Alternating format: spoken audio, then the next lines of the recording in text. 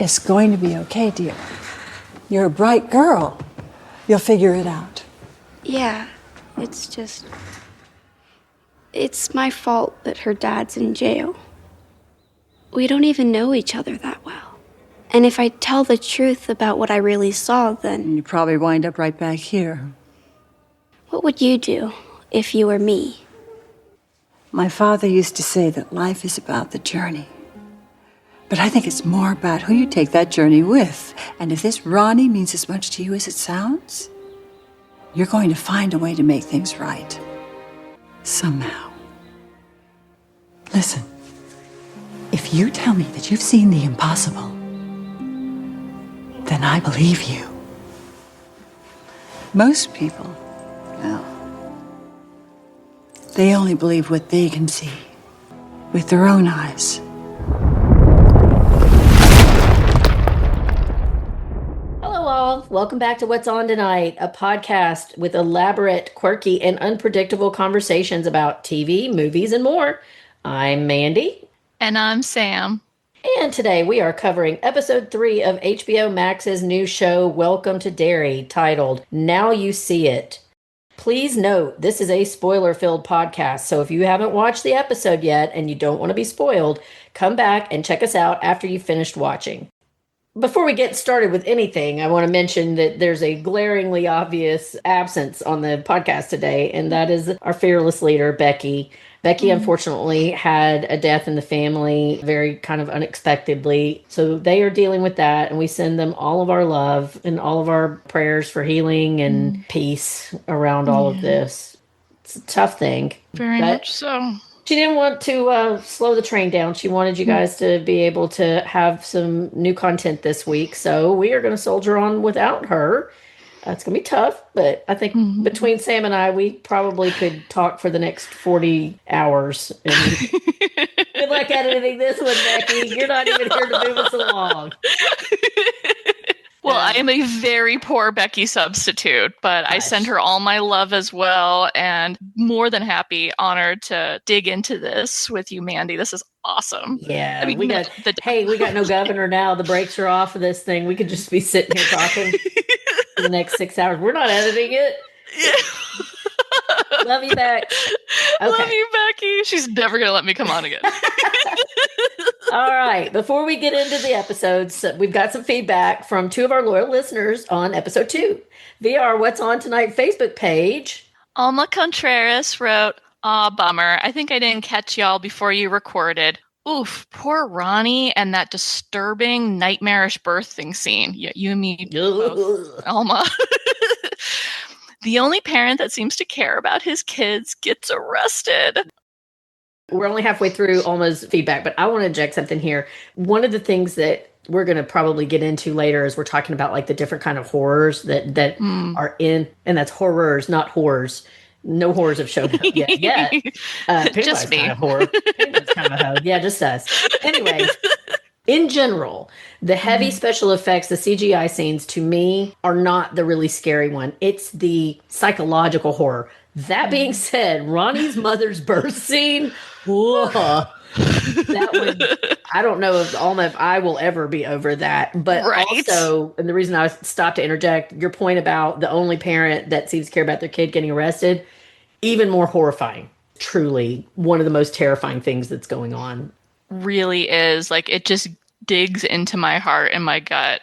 And one of the reasons is exactly what you're talking about, Mandy, is the parallel to the past and the present. Right. It's the reality that is at the core of that whole scenario, and how very often that has and does happen. Yep. Especially families that are part of some kind of marginalized community. That being said, go ahead, Sam.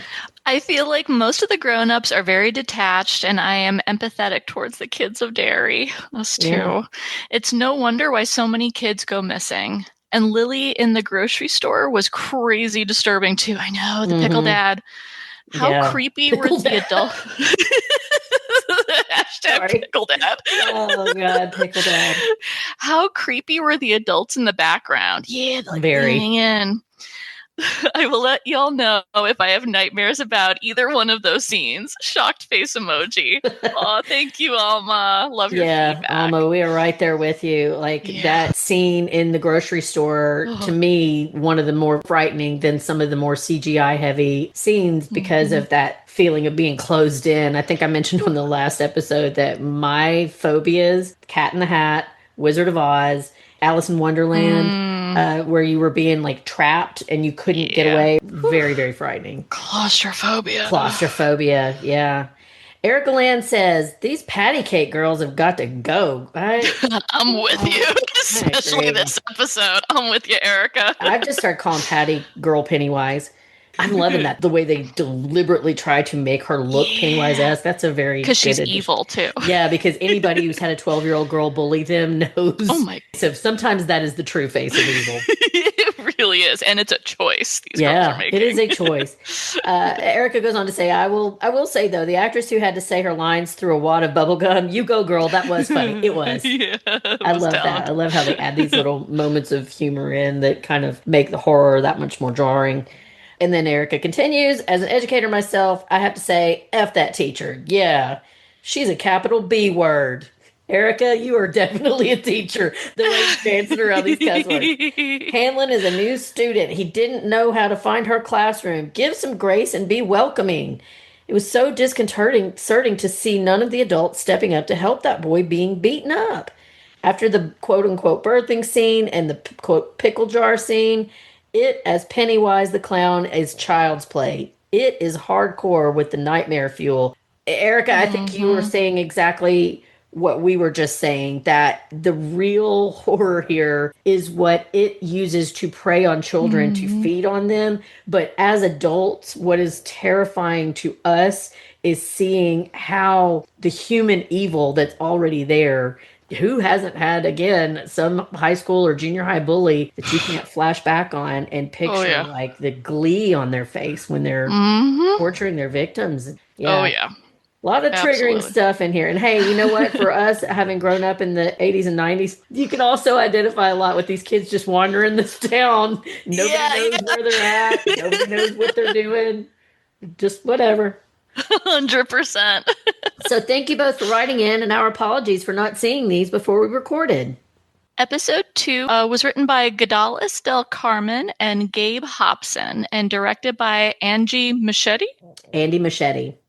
All right, Sam, will you share the synopsis for this episode? In 1908, a young Shaw has a vivid experience of a horrible man who stalks and pursues him when he is saved by a young Rose. They leave the forest, and she tells him that they are no longer in danger and explains what that thing is. After that, Shaw and Rose spend the entire summer together until Shaw left Derry.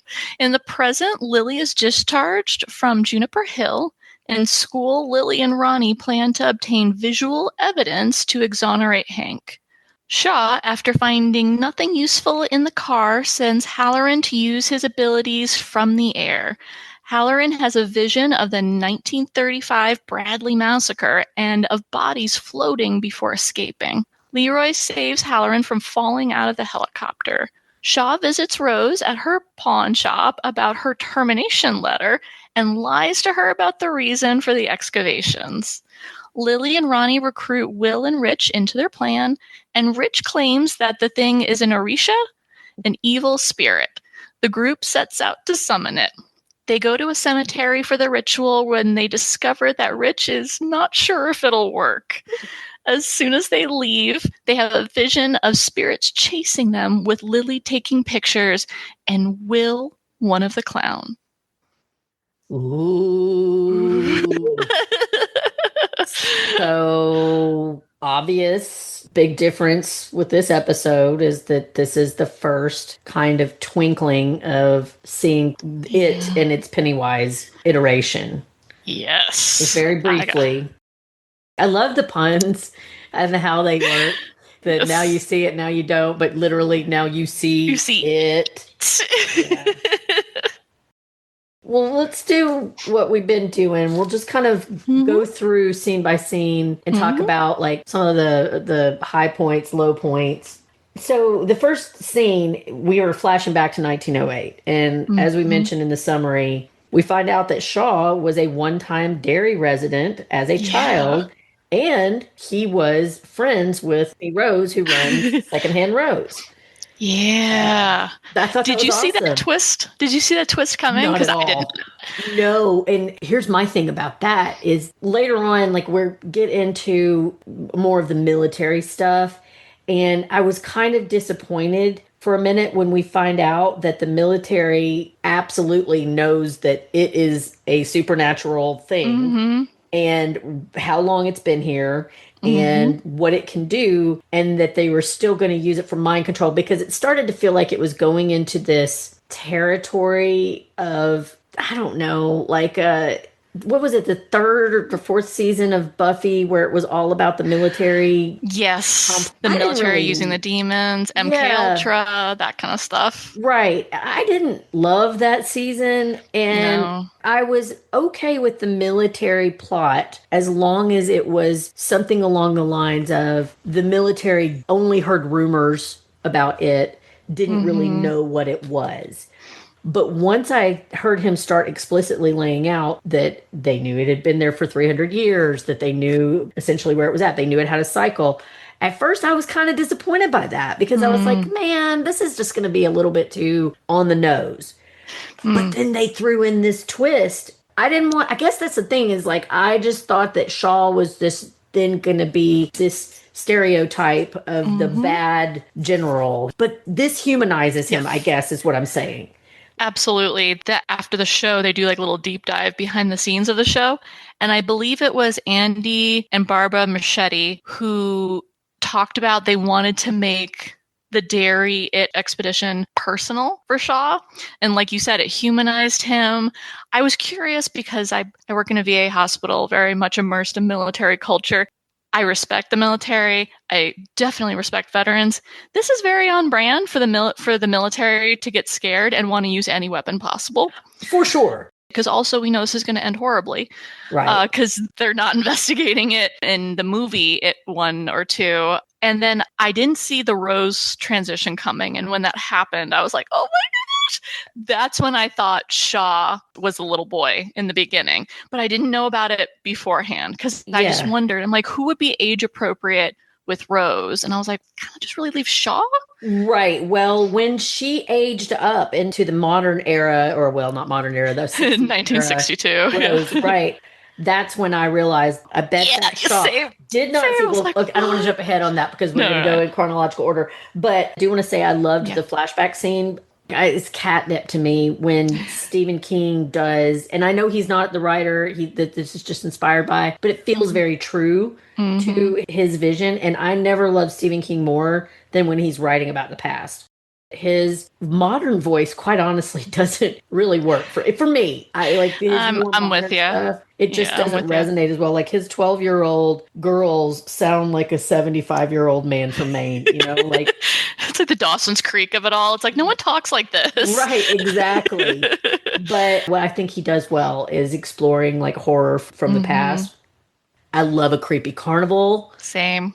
Did you notice that there were some turtles that were being knocked down? It's kind of Yes. funny because it was the clowns in the little knot, where you throw the baseball and try to knock stuff down. Yes. Clowns are always there, but they had like clowns and turtles interspersed, I so love that was kind of cool. my little grandpa turtle. And The I turn. also read where it was, I think it was like Bujov, the strong man.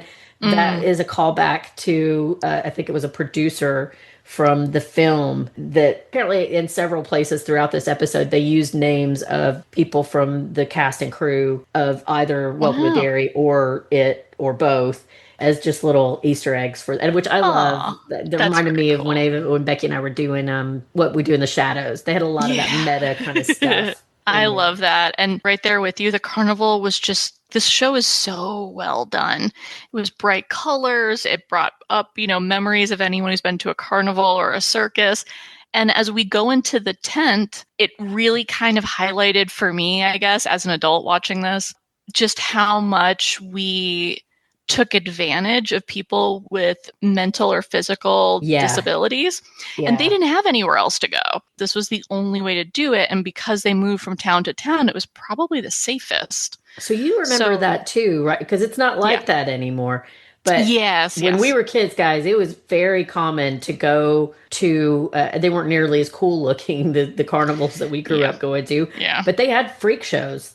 People, human beings usually, like you said, that had some kind of physical disability or something like that and were often being taken advantage of. Yeah. I mean, the being hunted was prior to my time, our time seeing it, but there was no one that was going to stop it. They were transient people. And so in a way, some of them formed communities, and it was a way to do this.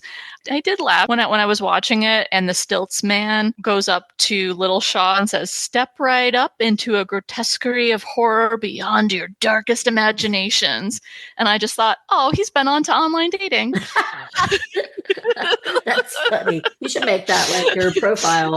I haven't done online dating, but don't you have like where you can put like a quote or something like that? You should use that. One of the notes that I made, I want to bring this up because I talk about this every chance I get.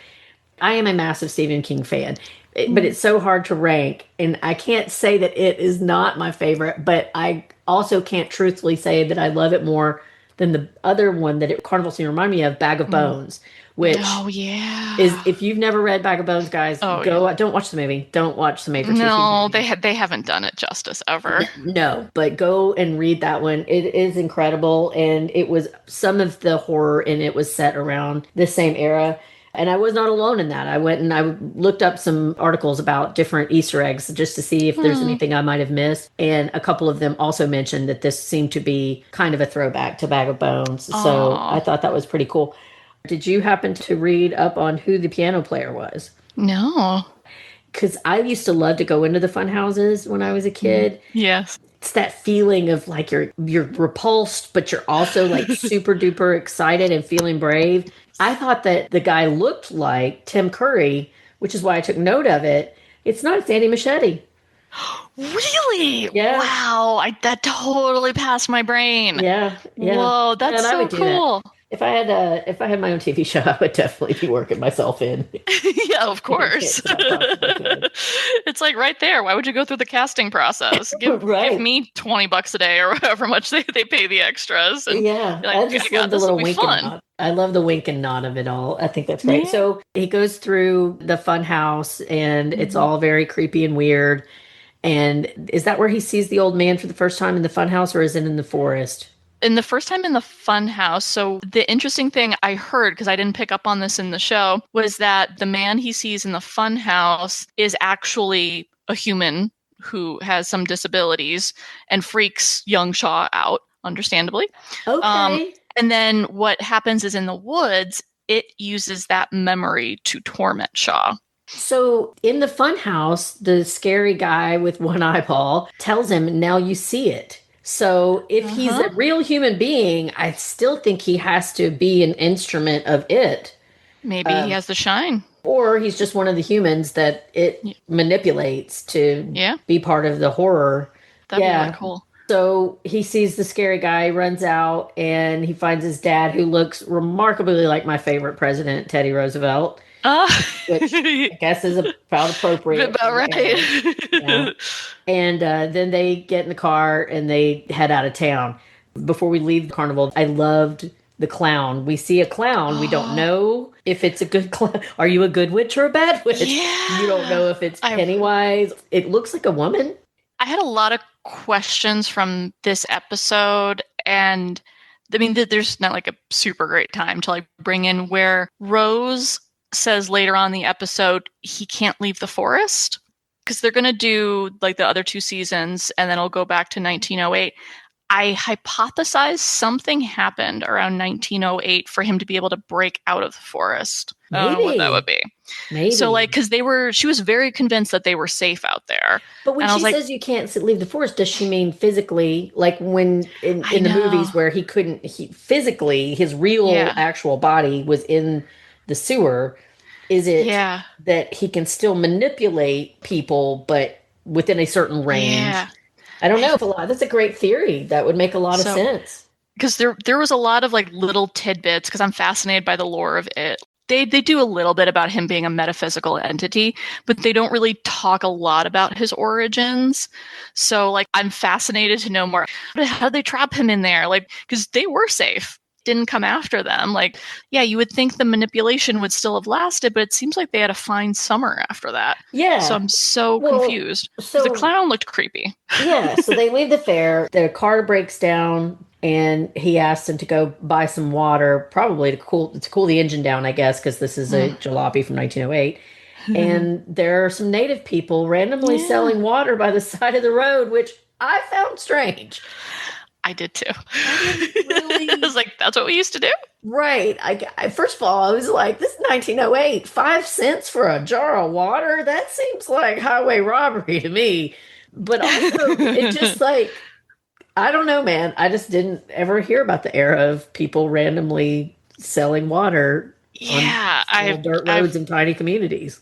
Yeah, because they were on the way from the fair back to the military base, it sounded like, where they were living. And I was like, okay, I guess it's kind of isolated and maybe people break down. Who knows? It would be great if there was some sort of spell or something, or some reason stuff would break down down there. Because this is going to be a tricky plot line for them to pull off, because you do have a bit of the magic natives trope going on here, which I think we've discussed before, that the writers have said they're trying to build upon that more, so that these characters are not just, saviors who come in to mystically help the white people who are the real protagonists of they're everything. Actually whole people. Right. And it does make sense that if they are the first people that are there, that they would have had much more experience with learning about this thing and how to control it and combat it. I don't want to see him fall too far down this mystical narrative. I'm with you. I know that they've worked with the Wabanaki Nation to ensure authentic cultural representation and bringing in those parts, because the indigenous people in Derry, just like Derry itself, are fictional. Their tribe is known as Children of Maturin, which I did not know, but of course. Really? Yeah. Yep. And I'm not sure if that is the indigenous tribe or what I suspect to be a faction within the indigenous tribe that are in charge of protecting the world from Pennywise. So I'm not sure. Clearly, Rose is, even as a child, because so then he meets Rose selling the water, and he trades her his slingshot. The slingshot shows up, which is a direct callback to Bill Denbrough's slingshot from the original Losers Club. And he trades her the slingshot that his dad had gotten for him for the fair. And then they start hanging out. He's clearly got a little crush on her. And they're hanging out in the woods one day. All of a sudden, bing, bang, boom, crazy, scary old man from the funhouse shows up. I gotta say, when he said Pennywise as that man from the circus, don't be afraid, come closer. Right. I was like, okay, kids, get out. Nothing good follows that conversation. Never in a million years has anything good ever come from. Wait a minute, we don't want to say that. It was like, okay, if a fireman is in your home and there is a fire, but in general, a creepy man in the woods tells you don't be afraid. Literally, he has no reason to tell you. Why is he in those woods? Why is he in, or the fun house? Let's go back to that. Why is he in the fun house? Yes. He does not belong trying to creep up on you like that. Yeah, it was really weird. And maybe he said that. Maybe it was the actual man in the circus. But I just wrote down, like, those are not two good sentences for anyone. I think he said it in both. Didn't he say it in both places? Oh, maybe. I think he said it in the fun house and then again in the forest. Well, and also, I don't know about you, but if I saw a half-naked old man spider crawling at me in the forest, howling doesn't even like have a to lion. Get to spider crawling. Half-naked old man, you had me running already. Doesn't even have to get to the spider part. Yeah, the CGI wasn't the best, but I just imagine what I would do in that situation alone in the forest. I'm like, oh no, I'd have to change my pants. There's no way. Well, and I'm glad you said that about the CGI not being the best, because I think that a lot of people, again, I'm giving a lot of grace to the story writers, because I think they're really doing a phenomenal job. And here's how I look at the whole CGI thing, because again, that part is not super scary to me. To me, it looks pretty fake. But honestly, I think that that's kind of the point, because for children, the horror of Pennywise are things that adults would never fall for that. When a naked old man with one eye says, "Come on over here, don't be afraid," they're not going to fall for that. But kids No. do. Yeah. Their imagination is much more powerful. So it draws on these seemingly impossible, movie trope nightmares, because those are the things that children fear. So it makes sense. Yeah, that's a great point. I hadn't thought about it that way. That really makes a lot of sense. It doesn't have to be realistic like it would for adults. It'd be like, but for kids, yeah, it just doesn't have to be realistic. They Yeah. haven't developed that ability to differentiate as well. Yeah, they're just figuring out that there are terrifying things in the world, and they're still half children, and the things that children fear usually are the things that are in their imagination. He's making those come to life. So, at any rate, that's how we find out that General has history in Derry. Then we go out from that, and I loved, though, that final scene when he was running out of the forest, and she goes, "Don't look back," and he looks back like a dumbass. I know. Like, I mean, that's kind of like, for me, if you ever see something on me and you say, "Don't move," I'm gonna move. Yeah, I'm being judgy, but quite honestly, you're right. I might end up being the looker back, or because if you tell me don't move, I'm going to start screaming. Yeah, like, what do you mean? Around.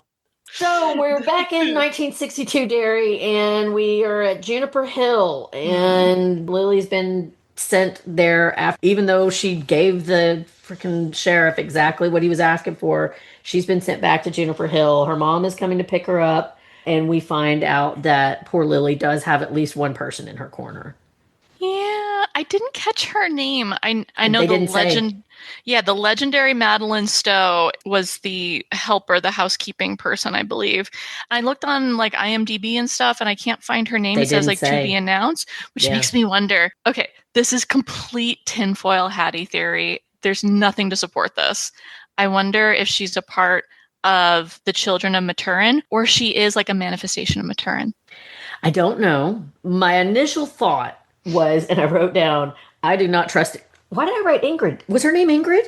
I didn't hear a name, and there's none listed. I could be wrong, though. I didn't do a deep dive. Well, for some reason in the moment I wrote, I do not trust Ingrid, and I was talking about the housekeeper. So Ingrid may have been the name, because I saw the same thing you did when I was going to look up cast facts and things like that there was no name for her. They were calling her Madeline Stowe.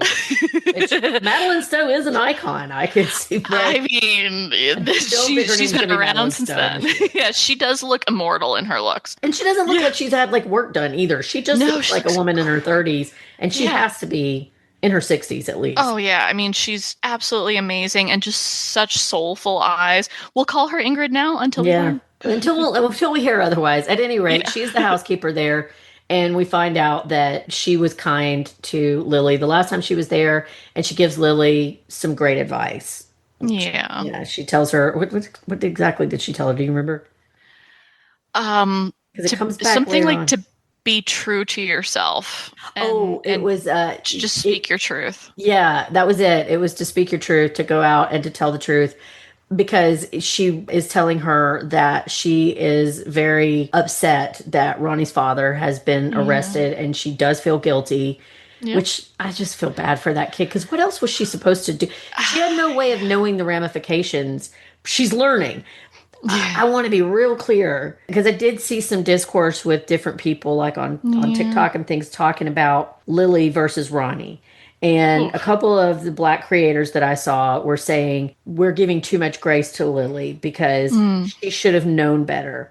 And maybe that is true, but I genuinely don't think in her life experience to that point, she had the maturity to understand she was putting anybody in danger just by saying, I don't know whether he was there, or I didn't see him. Yeah. I agree with everyone in that she's a little white girl. Like, of course she has, like you said, her lived experience. She has no idea how dangerous that is because of her unearned privilege. She's never had to. Right. And so, like, I hesitate to encourage anyone to do like a Lily versus Ronnie. Right. Even behind the scenes, they seem to be really close friends. This is a realistic representation of the inequality in our world back then, currently, and yes, she has unearned privilege. She's never had to think about that. Right. And She's just like the other child. Just like the other kids in the school don't know about Pennywise because they're not ostracized. They're not the easy targets yet. Right. So it's, we see that change in this episode, but it's like she absolutely did the wrong thing because of her unearned privilege. Right. Where would Ronnie make that decision? Unfortunately, no, because we as a society treat Black and brown children like little mini adults, and that's not fair. And so the communities, people who love them, have to protect them. So from a young age, Ronnie has learned not to trust the police, not to do what they say, that authority isn't to be trusted. And we saw this all in America in the Black Lives Matter movement, where it took a lot of white people a really long time to realize, what do you mean the police are bad? Mm-hmm. Yeah. I mean, not all, obviously, but it's like, what do you mean police can be corrupt? Right. And so it's like Black and brown people have known this forever. And so it's something where I understand as much as I possibly ever could that she is skating on privilege. Is that her fault?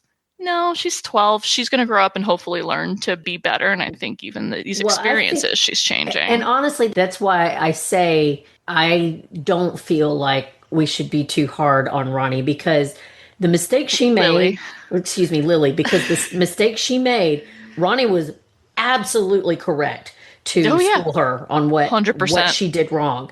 100%. But I don't think she had the lived experience to know that she was making that mistake. And where the difference lies is that you have a Marge who sees how and feels guilt about playing into this system of bullying and hate. But Lily paid the ultimate price and still has learned her lesson. And that's kind of what the housekeeper is telling her is, if you want to make this right, you will make it right. You go out there and you tell the truth and show your friend that you are going to try to correct your wrong. Absolutely. And I think that's really well said about it. And she is changing. I think some of the catches, and this happened a little bit with the movies too, where most of us watching the show are adults watching children make these decisions. Exactly. And so it is really hard to realize just how young these 12-year-olds are. And yes, the inequality is just as strong now as it's ever been. Back in 1962, a little white girl in a rural town in upstate Maine is not going to understand. That doesn't give her a pass. She did a bad thing. Yeah. And I completely understand Ronnie. I think Ronnie's actually being a little gentle on her. Right. Even in this episode. Yeah, if it were my parent, yeah. As much as we can, because stuff is really awful, especially nowadays in the US, is following Ronnie's lead. Because Ronnie hasn't completely forgiven her, and nor do I think Ronnie needs to. She's open to Lily making this right as much as these kids ever can. I think following Ronnie's lead. I agree, but I don't even think that it's that she hasn't forgiven her. I do think she's forgiven her. I don't think that means that Ronnie has forgotten how it happened. Yeah, that's a good point. I think she 100% trusts her completely yet, but we definitely do see in this episode that they are working their way back to trusting each other. That's a great point. Yeah, absolutely. Which I'm very, very, very happy about. So she gets out of Juniper Hill. Just have a note here. Fuck Lily's mom. I hate that lady. Oh, that's where our vitriol should go to. Yeah. Yes. And the chief. Yeah. And the chief. So we're at the jail. Chief Bowers is trying to intimidate Hank Grogan. Obviously, he knows something. Like, where was Hank? Do you think Hank is part of the Children of Maturin? Ooh, maybe. I just thought that the chief was lying and just making up a bunch of stuff. Obviously, we know Hank Grogan is not guilty. I got the feeling he's not telling the truth about where he was and that those were his cigarettes. Oh, I thought his cigarettes were there because he works there. No. So I'm like, what do you mean? Like what? Of course his cigarettes would be there. Well, it wasn't the movie theater. It was just that part of town. There was like an area. I can't remember exactly how he phrased it, but where I didn't say they found it in the theater. It was somebody that saw him in the area. I felt like when he said that and he was like, I can tell when people are like, why would he do that? Because he knows that Hank Grogan probably didn't kill these kids. He's just trying to pin it on him. But Yeah. he definitely felt like he was intimating, I know you're lying about something. And Hank did Interesting. have some flashes of, I don't know Yeah. if guilt is the right word, because he never flat out is like, I was at home. He doesn't reiterate like I was at home, I was, or any of that. He Yeah. just says, I didn't kill those kids. That's a great point. Oh, Yeah. what if he was seeing someone and he doesn't want that That to was get my out? thought until this very moment. But as we're saying this, I'm thinking there is a collective group of people already working in that town who Ah, are aware what lies beneath. I that think it's makes possible sense. that Hank Grogan is one of those guys. That totally makes sense because the good people of Derry are all people of color. It's like, So far, yeah. yeah, like, and that would make sense, just like how you and Becky have talked about, and we've all talked about that Pennywise targets the Hmm. outsiders because they're easier targets. Hmm. So it makes more sense, and also those adults have unfortunately been targeted by systemic inequalities and hate and violence, so they're more open to the horrors of Derry. That would be great. I would love if he was a part of Children of Maturin. I would love that. Yeah. So then we're back at school, and Rich and Will are talking about, everything that's gone down. And there's a sad, awful scene where Mm, somebody's vandalized Ronnie's locker, and we see the stupid patty cakes over I there staring know. at her. And Will and Rich start talking about it. And I only want to bring that up because Rich is saying they don't just throw people in jail for no reason. And Will says, are we talking about the same country? I wrote that down too, and I was like, there you go. That's great. I mean, so to empathize with people on the internet that are being hard on Lily, I was kind of hard on the boys in this scene, and I did have to catch myself and walk it back. These are just 12-year-olds. They don't know Ronnie super well just yet. And I was like, why didn't you guys go over and help her or let her know she's not alone? But I'm like, they are children. They're And children. like, My deepest, most unsettling fears, things that I have nightmares about, are about those moments of vulnerability where mm-hmm, the veil between decency and, yeah. and violence is thin, and there's no Mm. one around to save you. And in many ways, junior highs and high schools, they're like little pits of horror where They are. awful things happen, like Lord of the Flies. That's what I'm trying to think of. They're Yep. very, tribal people. Got a group Feral of girl, children. yeah, feral. I've got a group of Feral children. girlfriends that we've been friends since we were 12 years old, but we all three met at the library one day when we'd all been dropped off by our parents right before seventh grade started, and we are still friends to this Oh. day. But we said some of the most awful shit to each other when we were kids, like Yeah. vile, mean, hateful things, and we were Yep. friends. Kids Yeah, can like, just be vicious.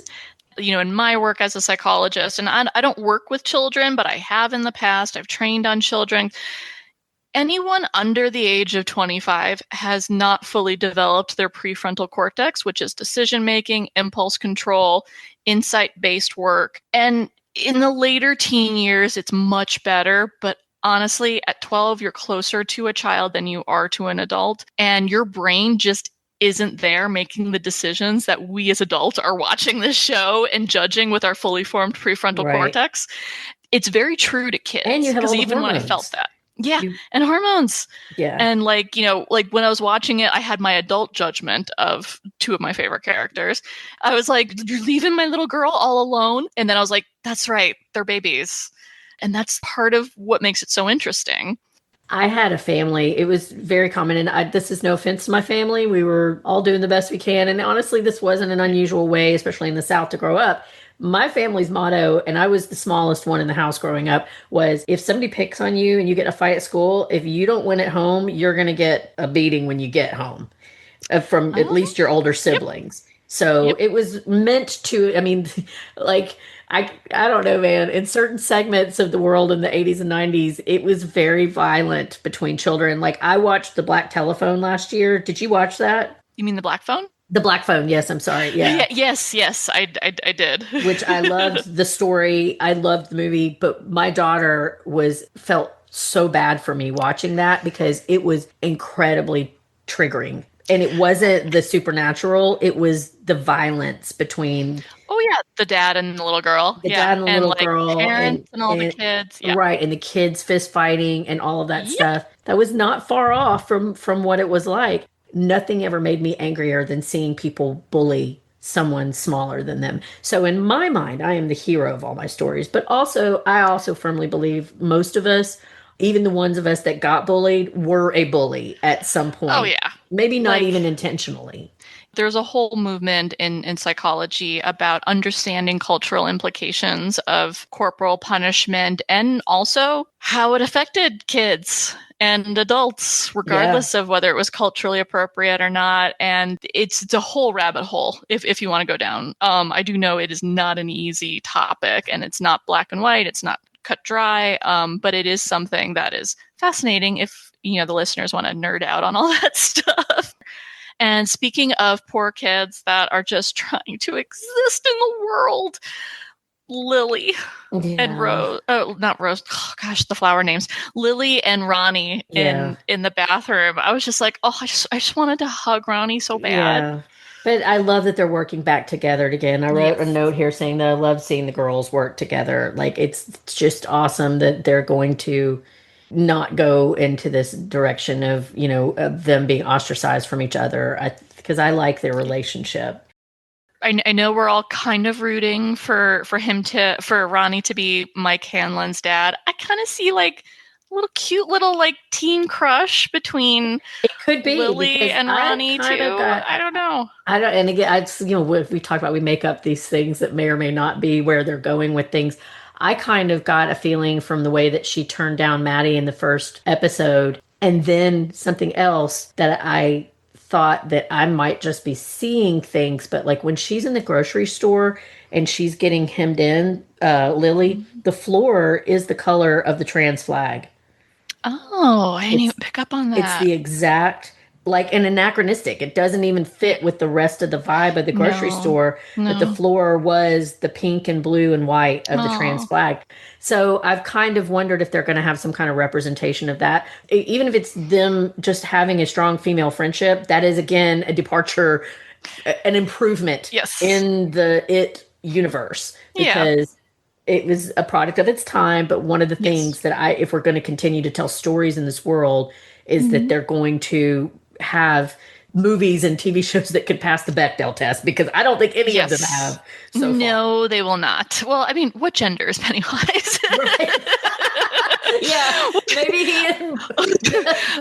I mean, we do refer to it as a him and it, He which presents don't as refer to people masculine as most it. of the time. Yeah, like don't. But he's a metacosmic, creature, and I still has don't think that taken passed the Bechdel test because no. it has to be two explicitly female presenting people. At any Yes. rate, But I like, would agree with you. I love seeing them together. yeah, and homosexual relationships, bisexual relationships are seen in Stephen King's universe. I loved it in the newer It movies that they portrayed Eddie and Richie like as having a A bit of a romance. romance, yeah. Yeah, even if it was one-sided with poor Richie for the most part, because that's what I read in the book. I thought that they were going to date each other in the book too. I didn't see that the first time. Well, the first 15 times I read it back as a kid, but I'm going back now and I'm actually listening to it as I work most days. But I feel like there is an undertone there. Now, Yeah, it's not explicit, which I didn't pick up on because Stephen King had an out gay couple. That's the first yeah, horrifying thing that happens in yeah, the modern day Derry of the time is yeah. Adrian's murder when he got Ugh, thrown into. Oh man. yeah. And wow, listening to that again, it's like normally when I'm thinking in this context, I'm kind of judging Stephen King a bit. And honestly, I should be giving him his flowers because that was very progressive for the time. Was it perfect by a more modern lens? Absolutely not. It's also very yeah, like progressive for its time and realistic. I mean, it's realistic today Exactly. too. Yeah. So as horrific as it was, it actually that tracks for Derry. As Right. we've seen there's so much hate in Derry that Right. Pennywise feeds on. I was So disappointed that they didn't include it in the movie. That I felt like that was a really crucial understanding of the interplay between the evil of it and how it uses the existing evil in human beings. Did the second movie. Yeah. Oh, did they? I don't. Yeah. I've blocked out so much of that. I actually was watching because it came on after the rewatch that I had today, and Oh. I should probably go back and give it another shot. I think I was just left with this. It's not the version that, like, a little just disappointment that it didn't have some of the things that I really loved about the made for TV movie or the book. And so maybe I should give it another watch, just with a different expectation. So at any rate, so we leave the school and we are going back to the military base. What we find out, they know that there is a cycle. They seem to have a decent understanding of what it is, or at least as much of an understanding as anybody, that it is something that has been there for 300 years. In the book, didn't they say it had been there for thousands of years? So yes, so I wrote this down too because of course I'm playing like little like couch detective with all this because I'm just eating up all these facts about him. So what Shaw says is because they were referring to the vehicle that was in the end of the last episode and that they didn't find anything on it. I think that's when they talked about it being from the Bradley massacre. And then Shaw says, well, the creature's been here at least 300 years before the invention of the modern day vehicle. Right. So I'm paraphrasing. So I looked it up. The modern day gasoline vehicle was invented between 1885 and 1886. So 300 years before that would be the 1580s. So I have so many questions. How does Shaw know all of this? Right. We do know that the indigenous tribe that is in charge of protecting place, and I apologize, I got it wrong. The fictional tribe is the Shakopiwa tribe. So it sounds like Children of Maturin is a faction within the Shapokiwa tribe. So I think that's what white people know about it. And the tribe actually knows much more. Because in the books, he has been here since for thousands of years, to my knowledge. Because I remember he's been around for a very long time. Maybe what I thought at that point was, is this a deviation from the book? But I think he learned from Lily. I mean, not Lily, excuse me. These dang flower names, I know. Rose. I think he learned from Rose. I think it's going to turn out that he. Remember how in the book and with the original Losers Club, there were certain things that they knew and like luck that they had and things that happened to them that some part of their subconscious knew, even if they didn't consciously remember Derry or what happened at all. And then they end up, of course, losing that once the curse is broken. But I kind of think that's what's going on, is that summer that what's going to turn out to be when they flash back, if they get the season in 1908, which is the plan to, have the next season be 1935 and the one before that be 1908. I think it's going to turn out that Lily maybe gave him the information about what it is and what she knows from her tribe or did know as a child. Yeah, that makes sense because it cuts away, but she talks to him when she goes can you keep a secret? Yeah. I'm wondering if, that's when the 1500s was when the tribe first settled knew there about it. Yeah. Settled there maybe. So I have I just have so many questions. I feel like it's going to come back. Oh yeah. It's like a little Easter egg. I'm like, how do they know this? I'm get a feeling we'll find out about it. Well, and this is here why I want to say and it's hard to do this chronologically sometimes because you don't. We're going to get to that scene in a minute, but this is where I was starting to get nervous about how do they know that? And is this going to be another one of those Buffy season of it's all about the military industrial complex, which I just didn't want to go down that road if it was just that cut and dried. But the discovery that this is not this obsession of just every time I think about their project to use it in the Cold War, it makes me think about the Kate Bush song Experiment Number 9. Have you you're a little bit younger than me, so you may not have grown up listening to Kate Bush, but she has a whole song about how the military is using fear as a weapon, and then the weapon ends up turning on them. So I was basically right. I wasn't so much interested in just that story. So now that we know that maybe even Shaw thinks that that's what's going on, but really it's Derry calling him home. Or maybe even Rose calling him. We don't know. We don't know. And I'm going to stop on that because we're going to get to that here in just a few minutes. So the next scene, though, is the plane that we talked about earlier, Dick going up in the sky. Halloran is tasked with taking Dick up, and just going from the air to see if they can locate Pennywise's lair by using his psychic gifts. And while he's up there, he has a complete freak out. So I didn't so yes, well, like I saw this and I was like, welcome back, Russo, missed you, buddy. And so I was fascinated by this when maybe it's my pregnancy brain, but I knew Pennywise made contact with Halloran. I didn't really understand what was going on other than he was trying to find a location. And maybe other people were confused, but what they talked about behind the scenes was that while Halloran was trying to get into Pennywise's head or trying to get into that signal, Pennywise entered the door into his brain. Yeah. And that whole sequence was inside Halloran's brain. And Halloran realizes, and I'm quoting Chris Chalk, where he says, wow, this guy's better at this than I am, and you want me to catch this guy? I don't think that's going to happen. So that sort of visceral reactions that we see from him in the scene is because he's never experienced someone else in his brain taking over. It's kind of like the quote of, be careful how long you stare into the abyss, lest the abyss staring back at you. And I think that makes sense because of the line later where he says this thing wasn't supposed to see us. I think that one of the things that I thought was cool about that is that Dick Halloran being part of the greater lore of Stephen King universe, that in Dr. Sleep, which is the sequel to The Shining, so Dick Halloran, as a reminder, was the caretaker before Danny's parents came to the Overlook Hotel.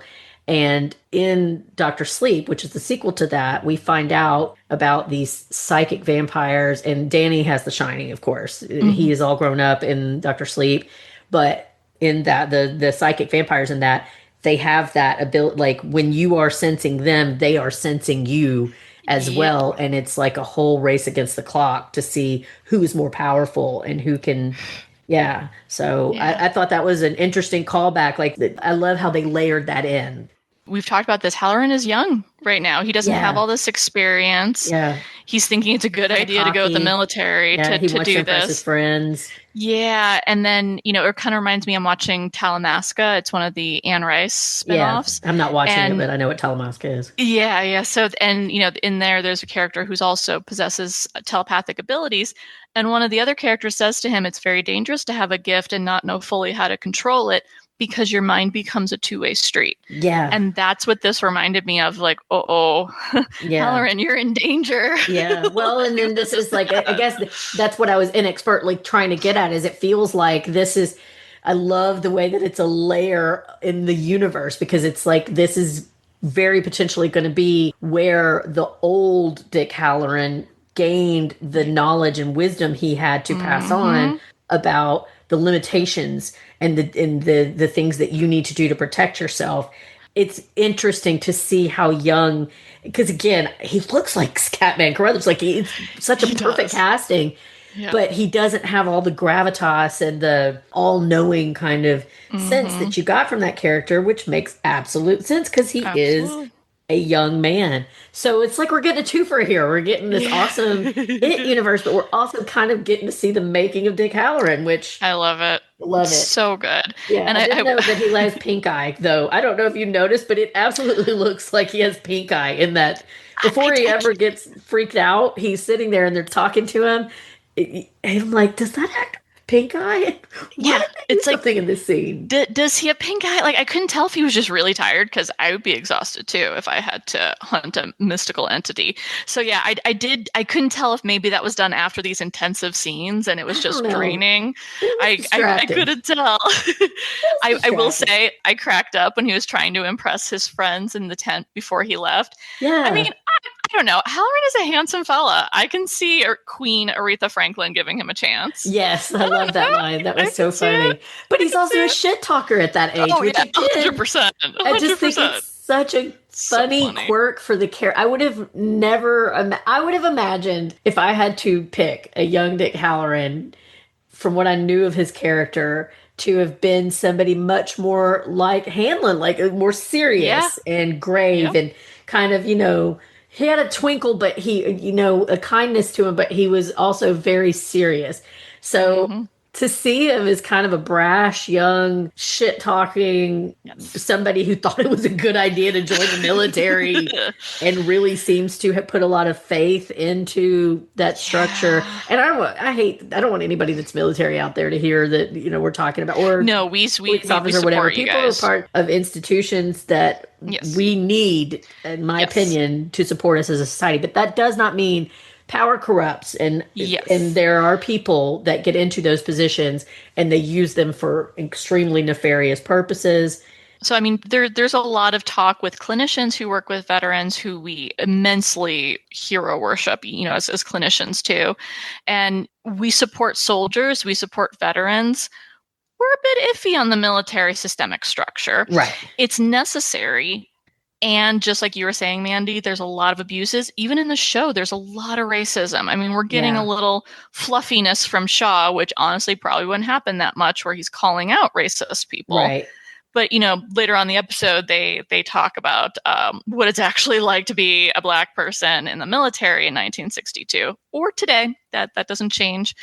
Hanlon saves Halloran from yeeting himself out of the airplane. Yeah, that was scary. Yeah, that was really intense. And then they circle back around and we see Halloran, in the medic area and recovering.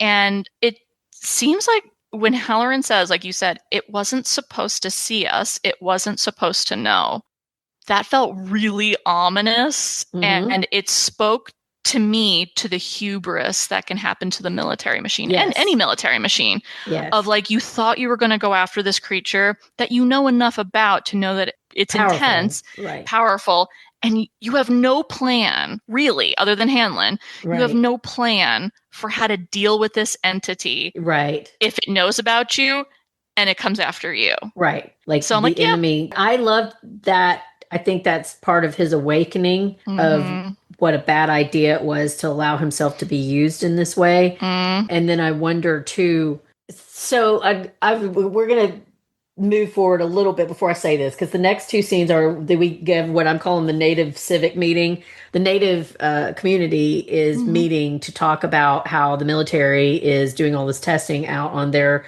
tribal lands and what exactly they're doing. And that's where we find out for sure that the little girl from the beginning was, in fact, Rose. She seems to have secret knowledge, like you've talked about, that other people in the tribe don't have. She is not yelling about, she doesn't want to stop them until she figures out what they're trying to do. And that's the part that made me realize, the children of Maturin are part of this tribe. That's not everyone. They don't all know. Yeah, because definitely there were a lot of people there that were upset about them using the tribal land, but don't seem to have any inkling of how very dangerous that might be. What did you make of Rose's nephew comes in, the hottie, like that we saw from the boy band pose before, when he wants to make a move as, a young adult would, and Rose says, "You're needed." I'm so curious. They've clearly been protecting the people of Derry and honestly the entire planet from Pennywise. So I'm just so curious to learn more about the indigenous people and how that's they playing out. Yeah, I mean, what I got from that was that he is going to be needed to be a warrior in whatever this fight is that's coming up, and she doesn't want him to go blundering in and getting himself arrested or in trouble for some of this. Because it's different evils going on at one time. Yeah. You've got the overreach of the government completely ignoring their tribal identity and taking over. And that's what this kid wants to go and start raising hell about. But she's like, we got bigger fish to fry here. Yeah. That's the battle. You can't go getting yourself killed or arrested because I need you here for that. Yeah. So we flash back from the Native American meeting to they're back on the helicopter and they're figuring out that Dick Halloran has some kind of, he's not possessed but something is going on.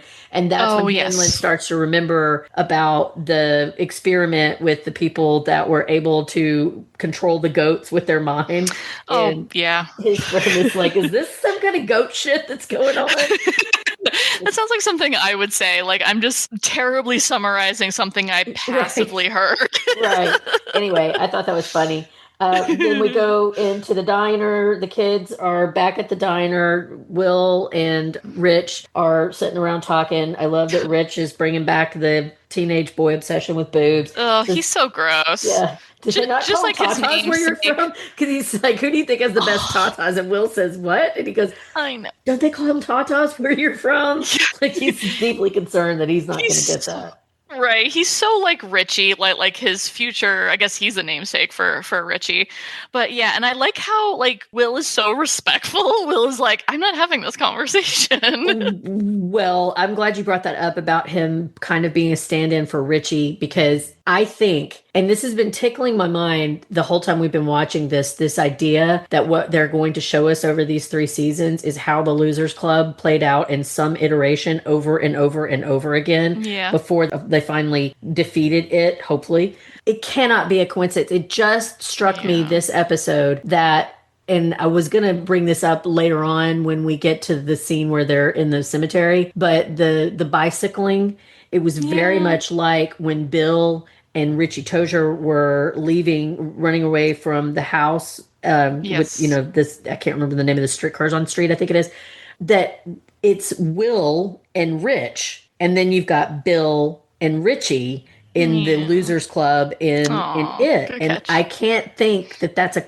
coincidence. I think that was a deliberate choice, because I don't think that, well, obviously Will is Mike Hanlon's side, that they're not biologically related to those two characters. Yeah. But it is like a foreshadowing of Like how an avatar. yeah, like an avatar. Yes, perfect. That's exactly what I was trying to think of, is that in a lot of ways that these kids are all avatars of a cycle that just keeps happening over and over and over again. And to a certain degree, it feels like this is to show that this calling together to defeat it, it happens throughout every single cycle. And maybe it's even the same souls, Oh, so I have another tinfoil hat theory.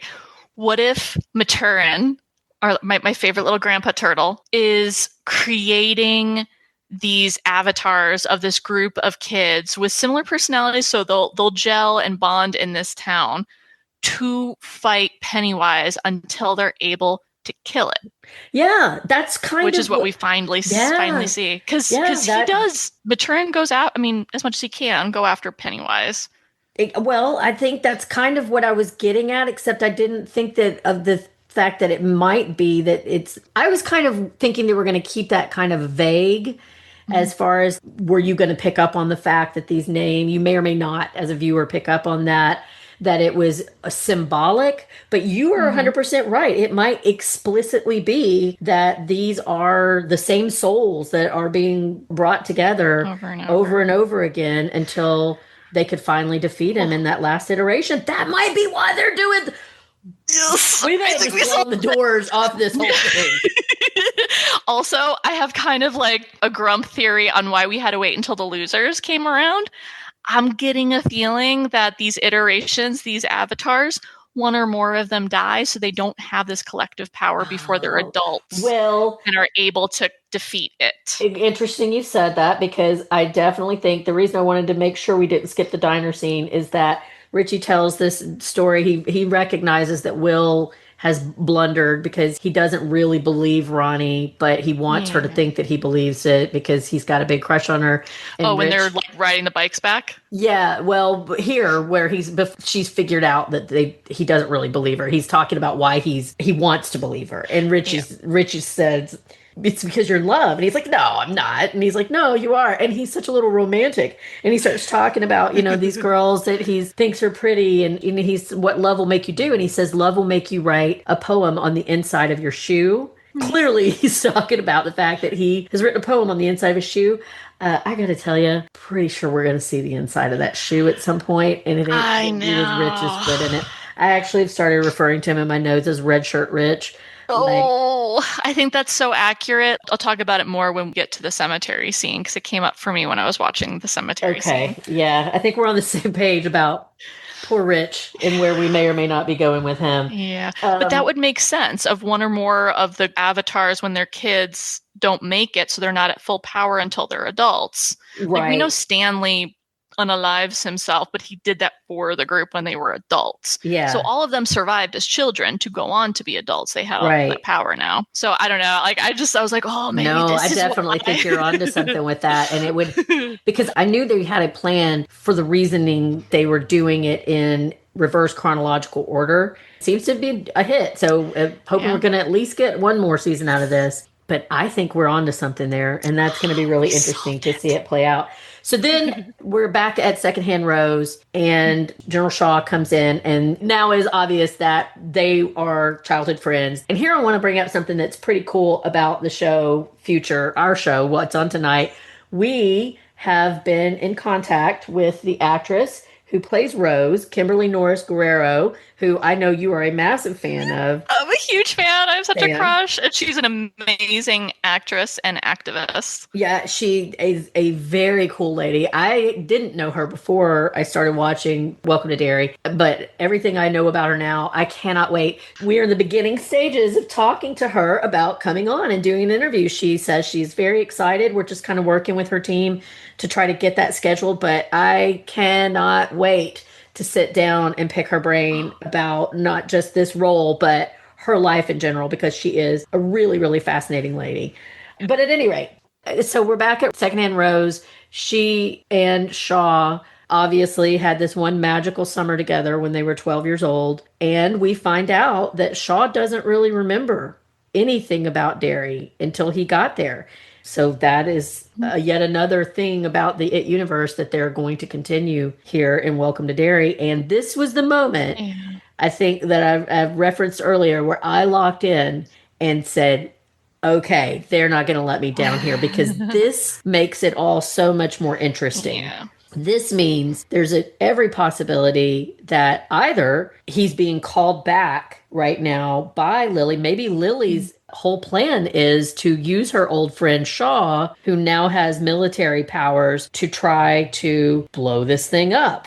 Yeah. Or because it's free now. Right. So one of the things I think we probably won't find out until the 1908 season, how it got free. Right. Because we see it in 1935. It's free.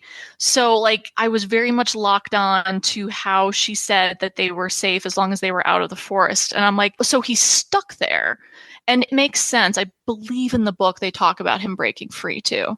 So I'm fascinated to know. And I love that theory, Mandy, because I think she's doing this now because I like, why now would be a question. Maybe this is when Shaw is higher enough in the military to bring him back and be like, we got to put him back into the forest. We got to store him somewhere because he's wandering everywhere, and we let him go in 1908. I think that's what happened. Yeah. Maybe. So I'd just be fascinated. The revelation that he was from Derry originally and that they have a relationship together, it's restored my faith. Like it was wavering a little bit at the beginning of this episode where I was like, where are they going to, is this going to be the native community is just going to be anachronistically magical and that they're just a prop for, the white people? Is this going to be just this cliche thing? But this is so much more complex than that. Yeah. More nuanced. So I'm back on board, baby. We do know it's all going to end horribly. Yeah, we know it's going to go bad. like no one better touch my girl Rose. I think we got 2 people in this. 3 people that are for sure going to live. Everybody else. There's only 3 people who have plot armor. Yeah. Everybody else. Everyone else is not so much. Mm-hmm. Yeah. We do know some of the Shakapiwa tribe do continue to exist because Mike Hanlon goes and talks to them about how to trap it. Right. But they're not enough to help him. So I'm very curious about either that or the writing just like was using them as a caricature and a stereotype. I'm fascinated because this is all going to end horribly. It has to before the Losers Club starts. And it's going to be like slow motion car wreck. Or maybe it doesn't. And that's, or maybe it doesn't end horribly. Maybe it ends with him being trapped again. The military doesn't seem to remember any of this in 2017. No. So it can't have gone too awry, or it would have been part of Mike Hanlon's whole spiel about the history of Derry. So maybe it's just contained in that. I don't know. That's just what we'll have to see. So I'm back. I'm locked in. Next, the kids move on to the lighthouse, which was the lair of Maddie's that he shared with Teddy and Phil in the first episode, and then eventually Lily, where she told him that she didn't like him like that. But now it's going to be like their new Losers Club hideout. Mm-hmm. And they're kind of game planning what they're going to do because they've decided that they've got to get proof. The way that Lily is going to try to make this right and get Hank Grogan, which is just, this feels so desperately naive and like the logic that all of these adults have proven over and over and over again that they do not want to see the victimization that is going on of certain people. So I thought for sure that they weren't going to get it. Me too. I think, though, so their whole thing is that they're going to get photographic evidence of this monster so that when Lily goes and confesses to Chief Bauer that this is what really happened in the theater and it had nothing to do with Hank, they're going to be able to show them this proof. And they do end up getting the proof, or at least getting some photographs, but I think that the photographs are either going to end up not being there when they take them to the chief, or they're just going to say it's the kids fooling around, or, props or something like that. I definitely don't think it's going to make a difference. No, I don't either. I hadn't thought about that only the kids could see the images on the photographs, but the adults wouldn't be able to see it. In my head, it's a bait and switch that it's just Pennywise giving them some false hope so that it can be snatched back from them later on. I agree. Yeah. I don't see a universe where they go and they hand these photos over and everybody goes, well, my bad, Hank Grogan. Let's let you out of prison now. That's definitely, photos aren't going to help systemic racism. Right. Because I was curious when I was watching the episode, because Andy Machete talks about photographic evidence of it hasn't really been discussed. There's some pictures we see in the movies about him, but he's mostly in his human form and blurred in the background sometimes. It's not like dead children's faces. So I thought for sure, I'm like, that's not going to show up. I was pleasantly surprised. We're skipping ahead a little bit. So after the lighthouse scene, we flash back to the Hanlon house where Halloran flirts with Hanlon the entire time in front of his wife. Yeah. Well, I was like, funny you said that because I thought he was flirting with the wife there. But then, I did think that it kind of seemed like he was flirting with Hanlon. You don't really know. It's a weird dinner. But they're having dinner at the Hanlon house, and Charlotte is clearly still uncomfortable with Derry. She doesn't really fit in, and they won't let her teach. Right. And Halloran knows all this because he has The Shining, so he can get into her brain and kind of figure it out, which we hear a little bit more about here in a minute. So they are having this dinner, and it turns out that Charlotte you can see some cracks in the Hanlon marriage. She is not happy. Her husband, Leroy, is not encouraging or is not supporting her. She desperately wants to get involved back in the civil rights movement, especially since she can't work, she can't teach. Yeah. But he is obviously very against it. And she calls it out, too. She's like, makes total sense that you two are going to agree with each other. You're both in the military. You two fly boys sticking together. Right. Dick wanted to stick together with his flyboy. Anyway. Yeah, no, I was surprised watching it. It was a weird vibe. No, I picked up that vibe, too. Yeah, because he's winked at him before. Yeah. And then, before they were getting on the plane, he was like, how's it hanging, fellas? And, their awkward response. So you think it's a little weird in the closet? You think? Maybe. Yeah, I can see definitely. It. No, I didn't really, like I said, that weird vibe at dinner. But I don't know if it's just the actor just is that charismatic, or maybe that is absolutely, because it would make sense that he's always bragging about women and things like that if he's compensating. Yeah. So after dinner, the two men are sitting out on the porch and flirting. And Hanlon flat out, Halloran slipped at dinner and asked about their son, Will. Turns out no one had ever told him about Will. So Hanlon calls him out on that when they're sitting outside. And he says, furthermore, when he realized that Dick was the guy like you called last episode that was just sitting there staring when he was getting that beating. And he said that he could actually feel something going on in his brain when that happened, which just shows Hanlon is his own type of superhero. I don't know if it's just the injury to his brain or if just inherently he's got some abilities that are just a little bit different. I mean, I know that they're ascribing it to the damage in his brain. And as a matter of fact, Halloran goes on to say, when I was in your head, there is no fear where fear should be. Like, all you are is strategy and cunning. And I'm not trying to mess with that. And so there is something different there. But the fact that he could feel it, because it seems to, most people can't. Yeah, most people don't. I think Halloran's quote, if I could be wrong, says to him, "You're not a man I'd fuck with." Yeah. It's like, Yeah. oh, dick. Yeah. But I love the way that they just like understood each other, you know, because I do think that there's going to have to be a coalition among a lot of these characters that are the few in this town that can recognize the danger, even though Hanlon's definitely not there yet. I think he's, after this episode, he's definitely starting to. I'm really, really interested to see where that storyline's going to go, because I feel like there's going to be some sort of call in where it's made obvious that lack of fear is not always a good thing.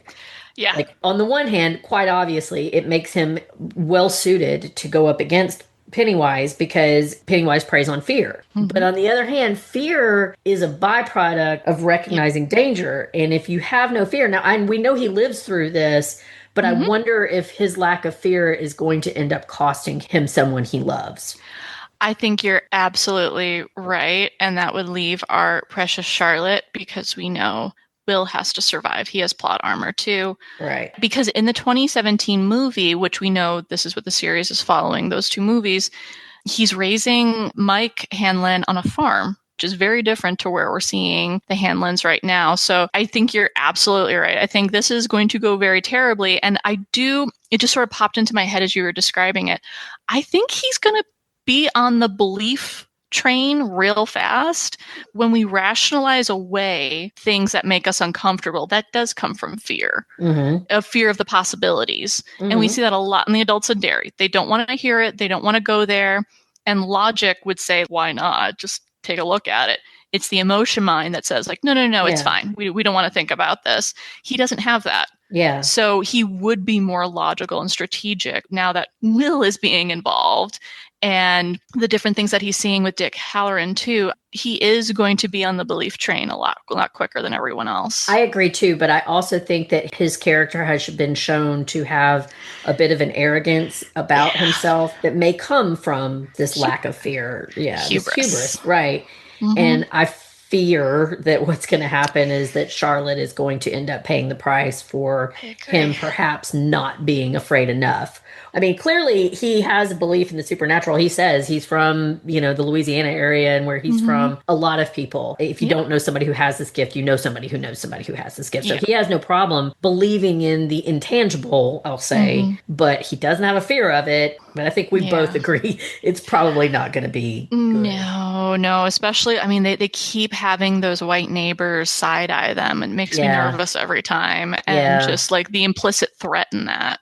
Very worried about the Hanlon family. Yeah. So final scene, we'll get to the cemetery. I saw it on two levels. There were moments where Rich has told them that his uncle practiced Santeria. It turns into a cousin later on. We don't really know if any of this is true. He's Cuban, so he does know that in the Santeria culture, Orishas are spirits, and a lot of them are evil spirits. And sometimes a Santeria priest can call up a bad spirit to get revenge on their enemies. And he says, according to his alleged uncle, who may or may not exist, that they will often take the forms of past loved ones, which makes everybody believe he knows what he's talking about, because they keep seeing these dead kids, people that they love. So he tells them they need to go have a seance. The best way to get it to come forward so that they can get photographic evidence. Of course, they don't know it's quote unquote it yet. They just know something is going on. And the best way to get evidence of that is to go do this seance in the cemetery.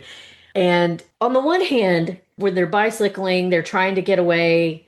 It's just like some of the special effects looked really cheesy. But then on the other hand, I kind of dug it because it had this kind of 80s kids vibe of like Goonies or Yes. Gremlins. The cemetery scene when they were prepping for it was a little boring. I understand it's character exposition and bonding, and the girls realize the boys don't believe them, and then they take off. I was just like, okay, all right, whatever. And then yes, when the spirits started coming out, and like you, I was like, special effects are not the best. And then I remembered as they were chasing each one individually, the only people who have plot armor in this entire series is Will Hanlon, Leroy Hanlon, and Dick Halloran. Those are the only 3 characters in this show that have plot armor. Yeah. So I was watching it a little wonderfully stressed out, wondering if one or more was going to I thought Rich was a goner. I thought that was where we were going to be seeing Rich's shoe poem. It's right there. So like you said, they get mad because they realize that Rich is just making all this up. For the most part, he doesn't really know how to do a seance, and the girls go off on their own. And then Will and Rich get separated from each other. And Will is just talking about how he wishes that he believed, but he just doesn't believe in any of this stuff. They all start getting attacked by these nightmare things. The kids, the Phil and Teddy and Susie all show up, and Maddie, they're all dead and gross, and they're chasing him. But Will actually gets separated, and was he in the sewer? What was he in? What was that structure? So it looked like some sort of tomb. The earth broke apart and he fell into it looked like some sort of catacomb tomb. I wasn't really worried for him because, again, he has plot armor. He's one of the only ones. Yeah, the stakes weren't quite as high, but this is where Pennywise finally shows up for the kids. Yeah, we did get a glimpse at him and Dick Halloran's psychic bonding with him earlier. Yeah. But now he takes a photo. Oh my God, that camera. If they had dropped that damn camera one more time, that was driving me insane. I was like, what do you guys do? I mean, props to them. I would totally have forgotten the camera. Yeah, the way that they just kept dropping it and dropping it. I'm like, okay, now you're stressing me out in a really good way, though. I like the scene now. It was building the tension, that's for sure. Yeah. But so at the end, Will has the camera. He takes a photo of something menacing that's in the corner, and they have to go and figure out how to develop these photos. I really just like the hug at the end. Ronnie's so sweet. Mad at him and then hugged him, and then they all did a group hug, and I was like, aww. 2 things, though, I want to reiterate where that kind of plays into our Avatar theme is the biking away is very reminiscent of Richie and Bill Denbrough having to get away from that haunted house.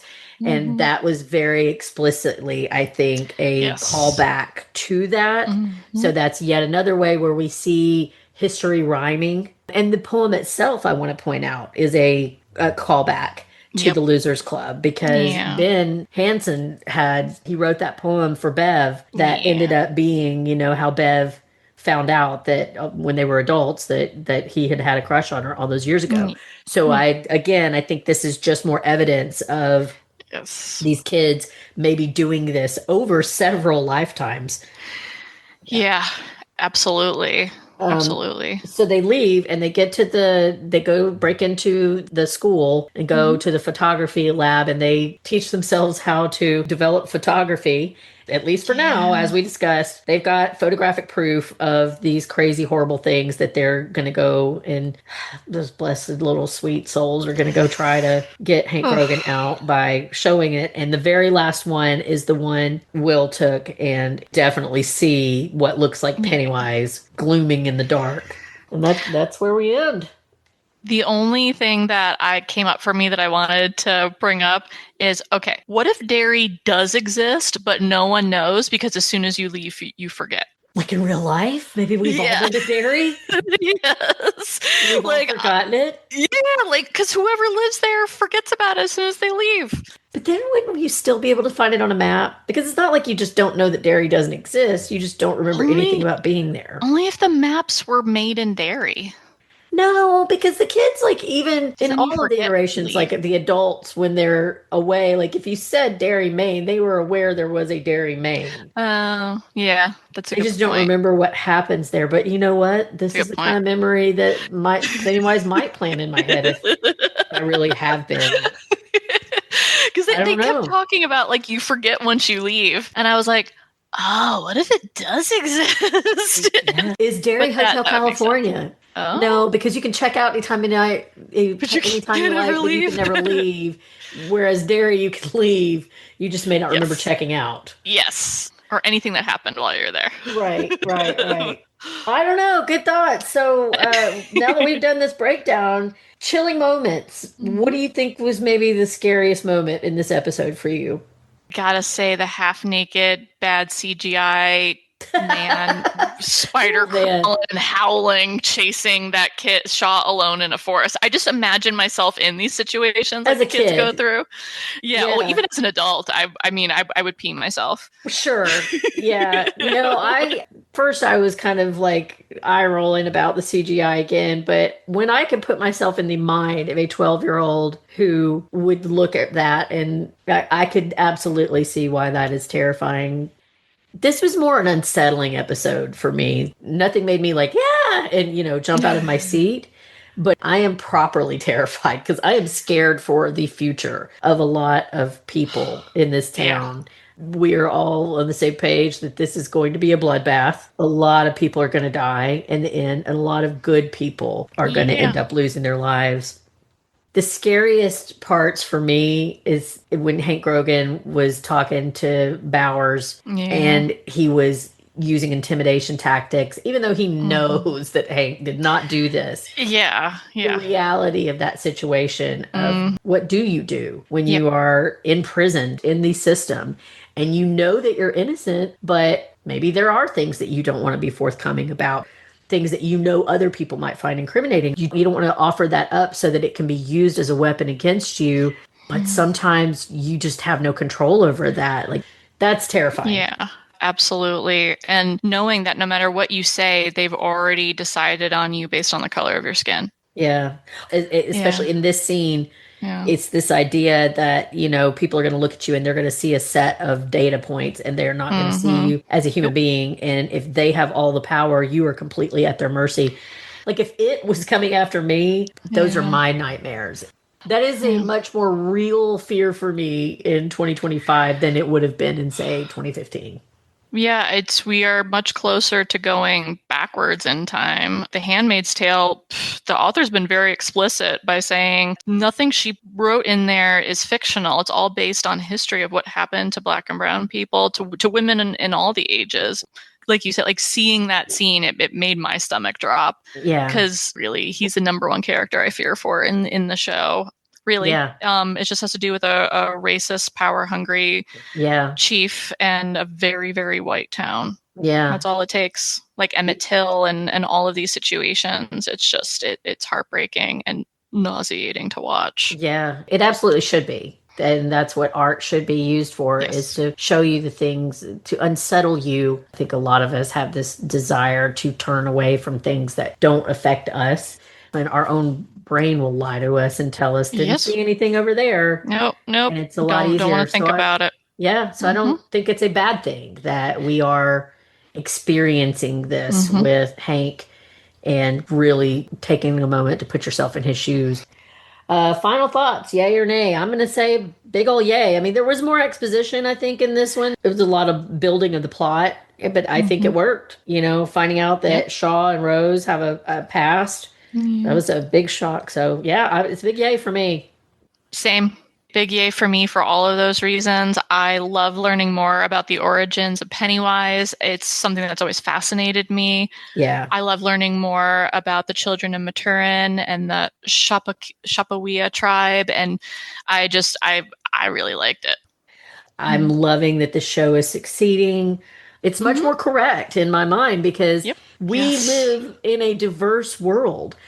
Yes, I think a lot of people, a lot of white people especially, tend to look at the world through a lens of these were my experiences, so what you're saying can't be true. And that is a very, very ignorant stance. So yes, critical race theory. I highly encourage it. This show is definitely bringing up critical race theory and different things that have been happening. So feel sometimes like people who just wander into one episode or two episodes of this podcast might feel like in certain episodes that they're just getting a lecture and it's maybe things that they just feel like we are just far left tree hugging, hippy dippy.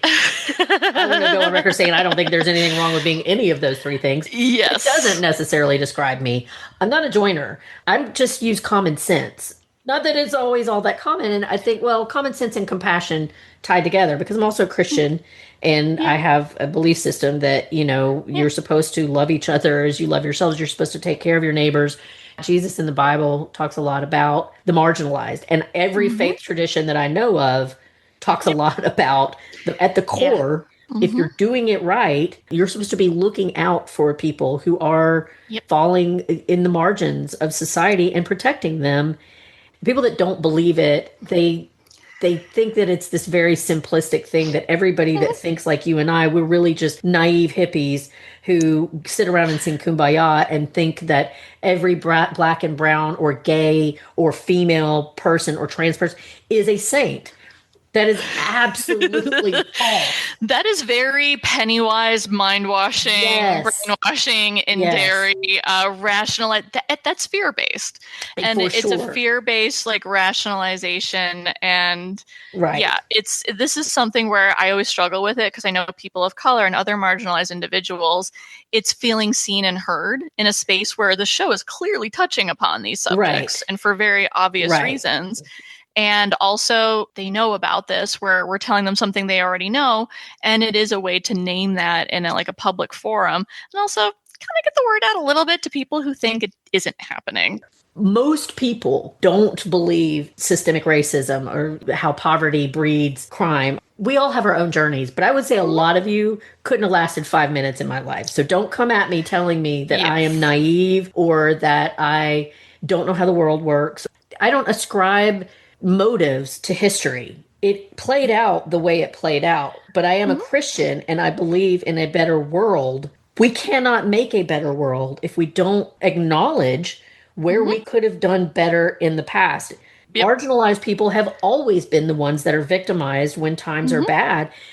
To not acknowledge that, that's the real naivety. Because I've been a social justice advocate, anti-racism for a couple of years now at this point. If you're finding yourself reacting to this, pause, and instead of transferring how you're feeling onto the messenger, look at why you're having such a reaction to the message. Yeah. If you're having a reaction, that's okay, but that's not from the messenger. It's the message itself. And why does it make you uncomfortable? I've been working on this for a long time, and I make mistakes all the time, no matter how hard I try. And if someone is brave enough to come and tell me, hey, what you said was kind of racist, or what you did kind of offensive because of my race or my gender or my sexuality, I thank them. And of course I feel shame, because I that's not my value, but that's not on them. They're just pointing out to me my flaw. And so that's a very big ask for people of marginalized communities, because they can be very much attacked for that. It's not really fair either. It is what it is. No, it often has to be. I do my own work. Look inward. Don't try to project your feelings onto the messenger. You got to figure out where this is coming from in you. In general, animals are deeply uncomfortable with change. And there has been a lot of social change in the last 20 years. Bad actors have been able to find what your bigotry is, controlling your fear, whatever it is, your bigotry. That's how they've gotten into you. And we can do better. Every single one of us should stop. And when you feel yourself reacting from a place of bigotry, do what Sam talked about. Sit and feel that, and then really ask yourself, where does that feeling come from? And instead of immediately attacking whoever it is who has pointed out that you have just done or said something, don't just automatically assume that they are wrong. You stop and figure out why you had that emotion. Just, as we're sort of tying this up, there's a really good example in psychology. If you are having a fight or flight response, such as your heart is racing, your palms are sweating, and you're having a big reaction to words that aren't actively threatening your life, or actions such as someone coming at you with a knife, that's not about what's happening in the moment. Something from your past is coming up. You should not be having a fight or flight response to a conversation. Yeah. So if you are, something from the past is coming up for you. It actually has very little to do with the person in front of you. Yeah. Just sort of a heads up. It's a good thing to be self-reflective on. I do it all the time. Practice it just in case. So before Becky kills us, because we have like a 2.5 hour thing. Sorry, Becky. We could cut all this Becky. out. So we don't really have any show notes or news, but we do have some feedback via our What's On Tonight Facebook page. Alma wrote in on episode 3, and here's her thoughts. That flashback opening was terrifying. It reminded me a bit of Something Wicked This Way Comes. Yes, agreed, Alma. When I was a kid, that movie scared me. Agreed again. Yep. I'm glad they let Lily out of the asylum. I wonder how long she stayed there. Yeah, that was an unanswered question. We don't really know. I know that officer was Francis. Only someone coming in contact with it could be seeking it out. Rose knows stuff. I can't wait to see what she knows. This show keeps getting better and better. I'm so intrigued. Aww. Thank you for writing in, Alma. We love hearing from you.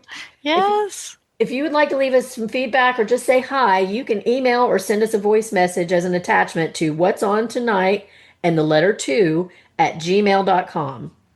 You can visit our Facebook page where there will be a post for the next episode, and you can leave feedback in the comment section or send us a message through Facebook Messenger.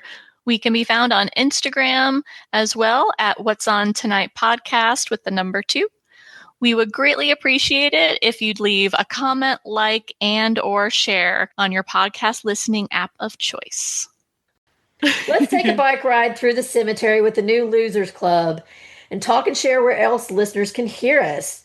This is a good place to give podcast recommendations, TV suggestions, or anything else we'd like to share. I do want to one more time pitch the Last Podcast on the Left series that they've just wrapped up about Heinrich Himmler. I think it's ended up being 4 or 5 episodes. I love Last Podcast on the Left. It is not for everybody. They are very blue.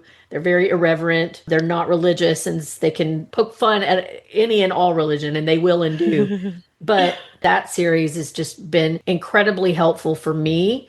It's very well researched. It's very well documented. And it's also really easy to listen to because those guys are funny. If you have a high tolerance for irreverent humor, they're very funny, but they're also very smart.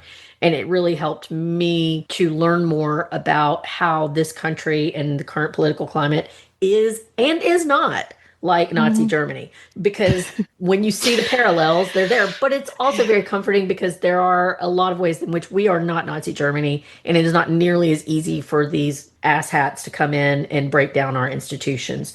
So I want to recommend that and just remind everybody, thank God it looks like the government is finally going to open up again. I'm not real thrilled with how that happened, but the good news is that people are going to start getting paid again, and the SNAP benefits should hopefully start going out soon. That being said, we're still in an economic crunch, and it hasn't happened yet. So if you can, please donate to your local food bank. Yeah, and it looks like, unfortunately, a lot of us are going to get our insurance tripled. It's gonna be pretty bad. There's a TV series on Netflix. It's based on a true story, but it's a fictionalized account of a Polish ferry liner that crashed into the Baltic Sea and a lot of people died. And there's a bunch of cover-ups. It happened in the 1990s. I've never heard about it, but the TV show was incredible. It's like 6 episodes, and I marathoned that sucker. It was really, really good to watch. Really great actors. And just a little plug for my little show, Still Slaying. Penny, Kara, and I do that. We're covering Buffy and Angel, and we just did one of the most recent episodes that should come out pretty soon. That's all I've been gandering, if that's a word. All right. So as always, we want to give a big thank you to Mark and Pirate Core Entertainment for giving us this platform. Please visit the Pirate Core page. It can be found on our Facebook page. There you can also find our podcast as well as other podcasts like my very own Dinner for Her, Adrenaline Cinema podcast, and Panels to Pixels podcast, as well as other projects Mark is working on. They're having Lara and Billy are covering the Talamasca, which is a show I've been watching too. And they're doing a fantastic job. Well, that wraps up our coverage of episode 3. Mandy and Becky will be back next week to discuss episode 4 titled The Great Swirling Apparatus of Our Planet's Function. Yikes. Holy moly. Yikes. Thank you everyone for listening. Compassion is the wish to see others free from suffering. That's a great quote, Becky. Becky, we did the notes, even though she's not here. Her little hands are all over this. Yes. As we discussed last week, a lot of people are suffering due to the government shutdown as well as other issues in life. So please be compassionate and help as much as you can. I am Mandy. I am Sam. We will catch you next week when we grab the remote and see what's on tonight.